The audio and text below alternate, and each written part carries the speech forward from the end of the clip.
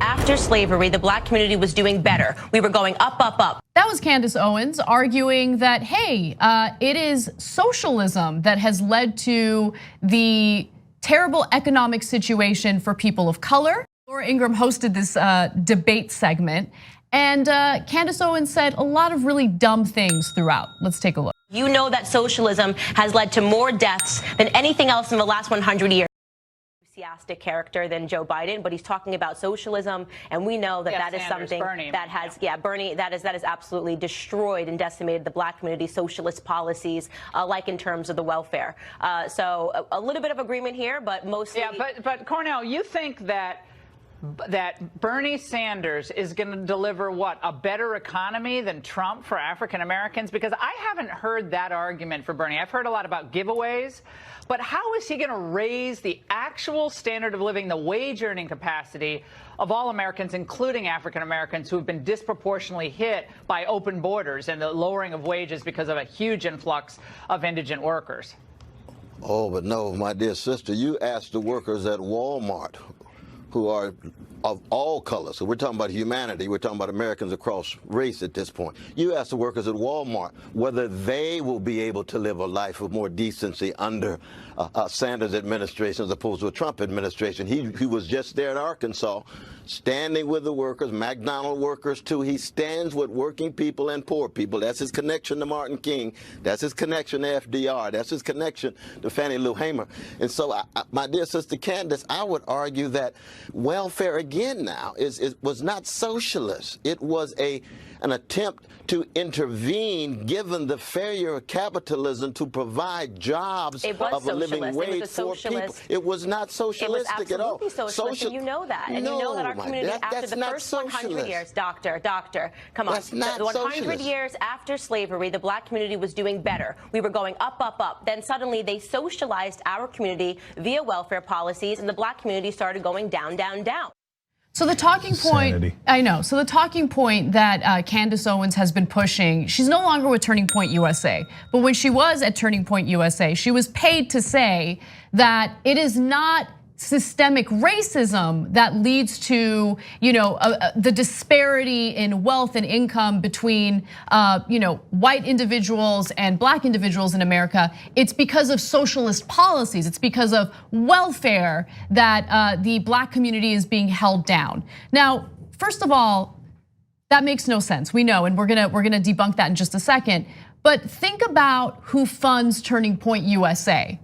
They're the very corporate donors that corrupt our politicians to push for deregulation, to push for tax cuts. So look, they're very savvy. It is a multi-pronged approach. It doesn't just stop at corrupting politicians. They attempt to corrupt education. They attempt to corrupt young minds, which is what's happening with Turning Point USA. And it's terrible and it's disgusting because systemic racism is an issue. We've given you multiple examples of that throughout the years.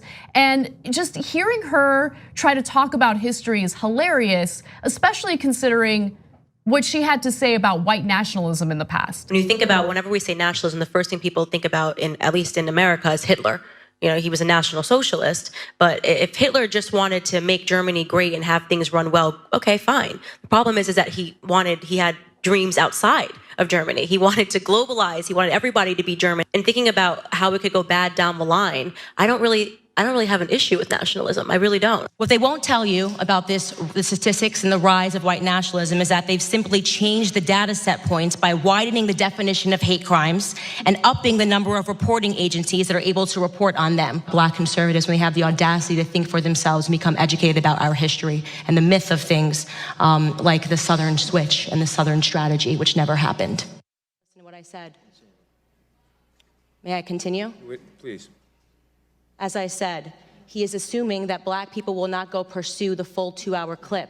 And he purposefully extracted, he cut off, and you didn't hear the question that was asked of me. He's trying to present as if I was launching a defense of Hitler in Germany, when in fact, the question that was asked of me was pertaining to whether or not I believed that Hitler was whether or not I believed in nationalism, and that nationalism was bad. And what I responded to was that I do not believe that we should be characterizing Hitler as a nationalist. He was a homicidal, psychopathic maniac that killed his own people. A nationalist would not kill their own people. That is exactly what I was referring to in the clip, and he purposely wanted to give you a cut-up similar to what they do to Donald Trump to create a different narrative. That was unbelievably dishonest, and he did not allow me to respond to it, which is worrisome and should tell you a lot about where people are today in terms of trying to drum up narratives. By the way, I would like to also add that I work for Prager University, which is run by an Orthodox Jew. Not a single Democrat showed up to the embassy opening in Jerusalem. I sat on a plane for 18 hours to make sure that I was there. I'm deeply offended by the insinuation of revealing that clip without the question that was asked of me.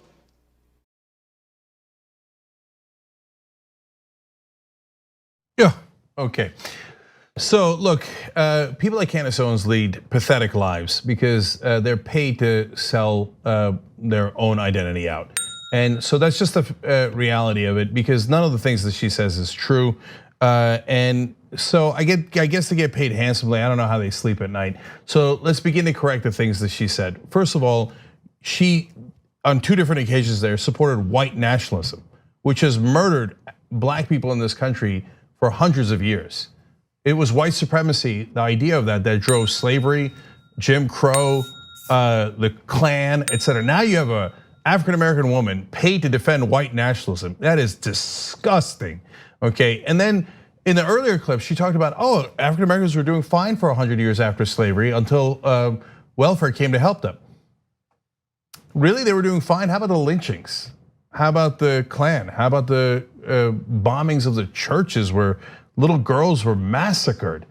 You think they were doing fine? How about when they didn't allow African Americans to vote, even though they had the right to vote? That's what the 1964 Civil Rights Act and Voting Rights Act were all about. So the horrible years where they're being oppressed against the law and against the Constitution, you call the good years. And then when someone actually tries to help the African American community, you say, that's when things started to go down, down, down. I mean, it's so perverse. And by the way, she didn't even mention Jim Crow laws, right? Of course. Yeah, she didn't mention any of the stuff that actually matters.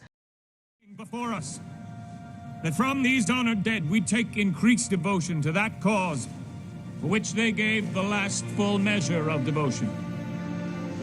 That we here highly resolve that these dead shall not have died in vain, and that this nation under God shall have a new birth of freedom, and that government of the people, by the people, for the people, shall not perish from the earth.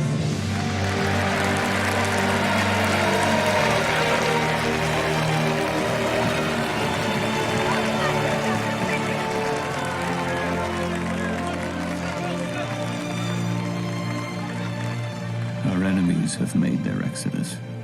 Some back to Europe, some to South America and the Orient.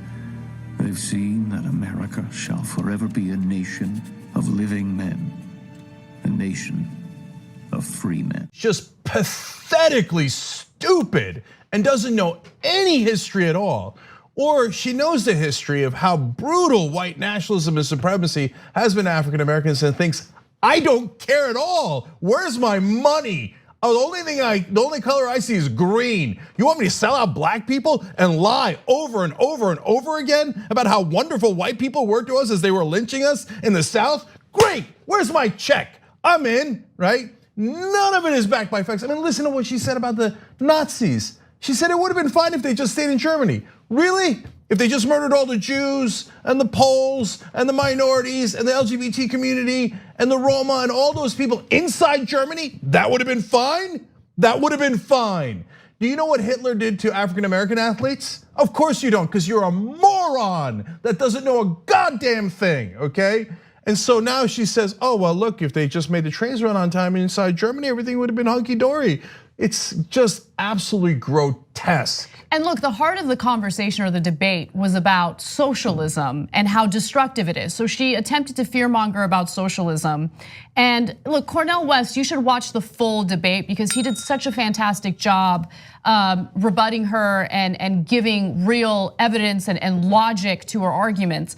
But one thing that really stood out to me was, okay, so you don't like welfare programs, you don't like any type of government assistance, then maybe you should speak out against Donald Trump.